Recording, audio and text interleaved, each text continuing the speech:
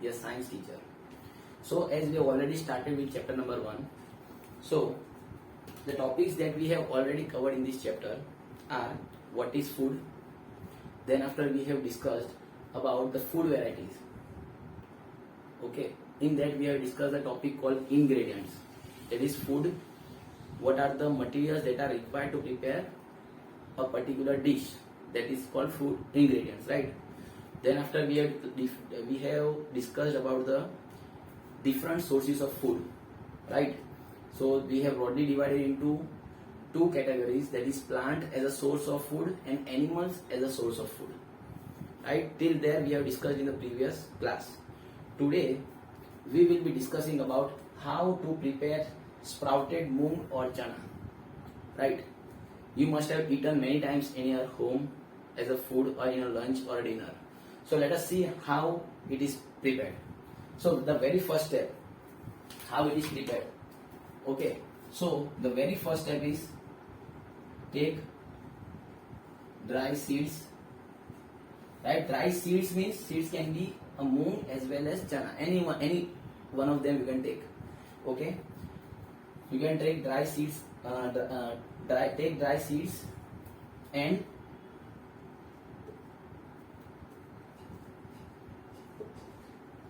keep it in water for a day, right?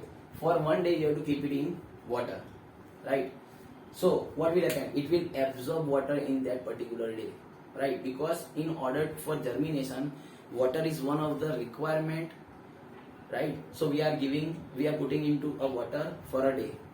On the next day, what we have to do? Next day,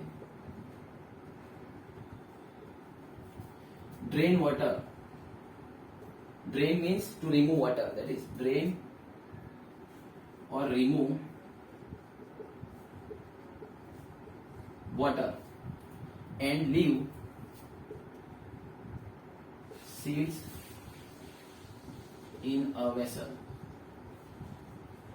Okay, so once it is, if you have kept it for one day, then after you have to remove the water and leave the seeds into the vessel. Okay, leave the seeds into a vessel. Third step, what we have to do, right? So we have to after removing the water, wrap the seeds in a wet cloth, right? In the wet cloth you have to wrap it. Okay, wrap it, or you can tie it into a wet cloth and keep aside for a day.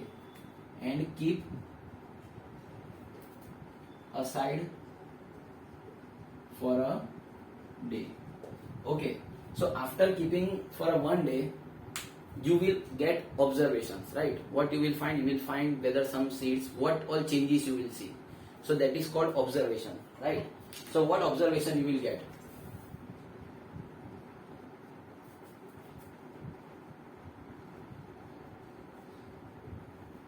Observations. So what you will see, that a small white structure,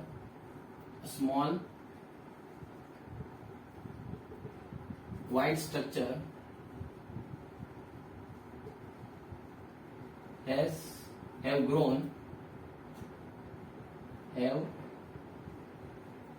on the seeds.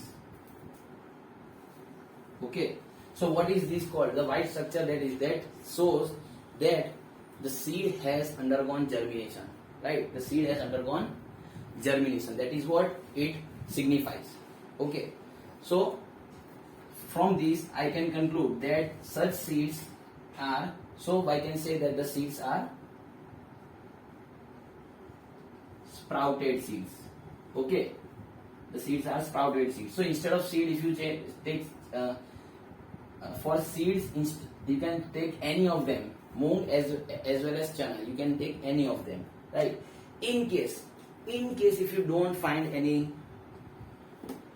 growth, okay, white structure growth, if you don't find, or if you find a very small or minute structure has been grown, it has not grown properly. So what you have to do? you can wash it with water, wash it with water and cover it with wet cloth for a day. Okay, and then you will get a then you will find that the sprouts are ready. Okay, that the seed has undergone germination, right? These step only if you have to repeat. In case if you don't observe this step, if you don't observe any growth, then only you have to repeat this step, or else you can wash the sprouted sprouts and enjoy, right? You can enjoy means you can eat. Okay, so that's all how we prepare moong or chana, right? Our next topic, that is what we can say, where honey comes from. You might have been surprised, like, from where do honey comes, right? From where do honey come from, or you can say how it is produced. Okay, just think of it, how it is produced, how honey is produced, or how does it come, or from where does it come from. Okay, so you must all be knowing, like, bees are there which keep buzzing around the flower, right? So that's the place from where they get the honey, right? So we will discuss in detail how is honey prepared. Okay, so our next topic, that is, where does honey comes from? Where does honey comes from, right? Or you can say how it is produced, or else you can say how it is produced, right? So we all know, in a flower there is a sweet juicy like substance present, right? In some flowers there are juicy like substances are present. Okay, so let us consider that flower have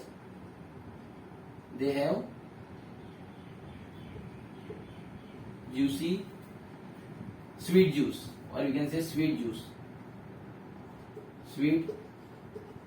juice is present in the flower, which is known as nectar. This is called nectar, right? So what does the bee do? So bees move towards the flower. Okay, it moves towards the flower, right? It moves towards the flower and collect the nectar from the flower. Okay, it collects the nectar from the flower. So what happens? Collects the nectar. Okay, from the flower it collects the nectar and then it stores into its home. What is the home of the bees? Beehives, right? Beehive is the home of the bees. So beehive is there where what? Bees store nectar, right? Whatever nectar that has been collected by bees, they will store into beehive, where the beehive is what? It is a place where bees stay or live, right? So what does now happens? This is nectar. Okay, so nectar, then after what does bees do? Bees converts nectar into honey, right? They convert nectar into honey, right?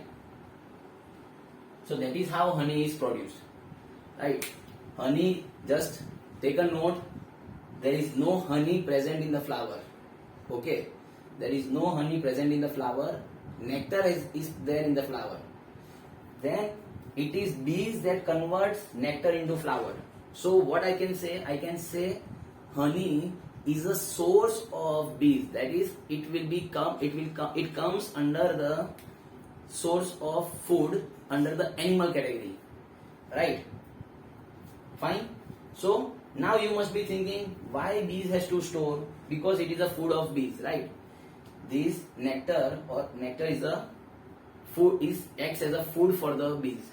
So why they need to store? Why they need to store in beehives? They can get it from flower anytime.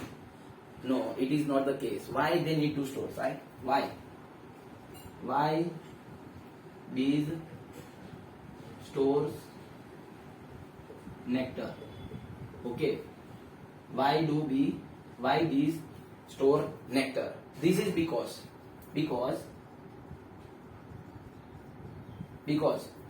flowers and nectar is available in only for few months, right? It is not available whole year or throughout the life. It is available only for the few years or a part of year. Okay, few months only it is available. So what happens? They had to collect the nectar in order to, so that they can live so they can get it from the beehive whenever they don't find any nectar in the flowers, right? So what I can say, because flowers and nectar is available only for a part of a year. Okay, part of the year. So in order to, what if there is no nectar in the flower? So what happens? They will die because they won't get a food. That is the reason why they need to store the food into beehive. I hope you understood what or how is honey produced, right? Then now we will be moving to our last topic of the chapter, that is, what do animals eat, right? Last part of our chapter, that is, what do animals eat. A very easy, and this you already know, about this topic you already know. Like, there are different animals which eat different categories of food, right? Some animals are there which only eat plants. There are certain animals which only eat other animal, right? And there are animals which eat both plant as well as animals, right? So based on the eating habits of different animals, there are different types of animals that we can list down. Okay, so what I can say, on the basis of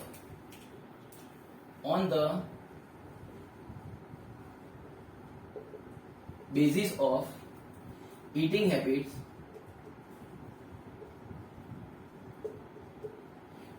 of what?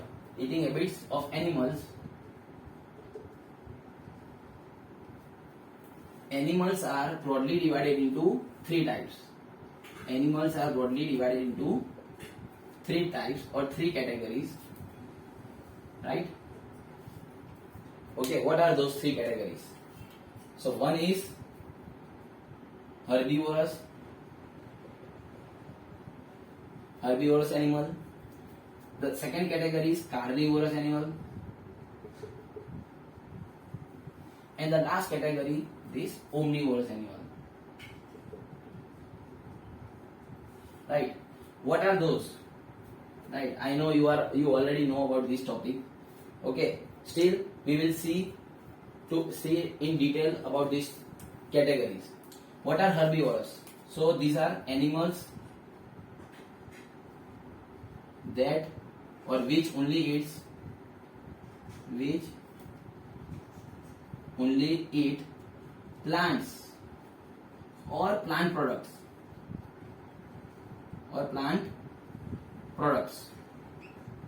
right? So these kind of animals or animals that eat only plant or plant product, those are called herbivorous. Few examples of such category are, like, you can say cow, elephant, right, deer, goat, and many other examples are there. Okay, you can list many other examples in this category, right? The next, carnivorous animals. What are carnivorous animals? So carnivorous animals are animals which only eat other animals. Okay, so what it is? Animals which only eat other animals, right? Which only eat other animals as a source of food, right? So what are those examples under this category would be? Example under this category would be, you can say lion, tiger, right? Then you can say eagle, birds like eagle, vulture, right, etc. So still you can add many other examples in this category, right?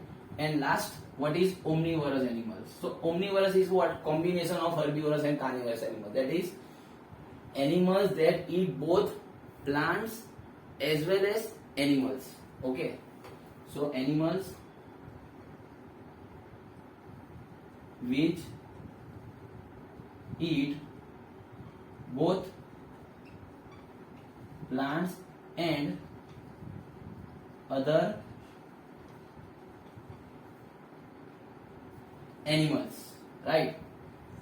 So those animals are called omnivorous animals.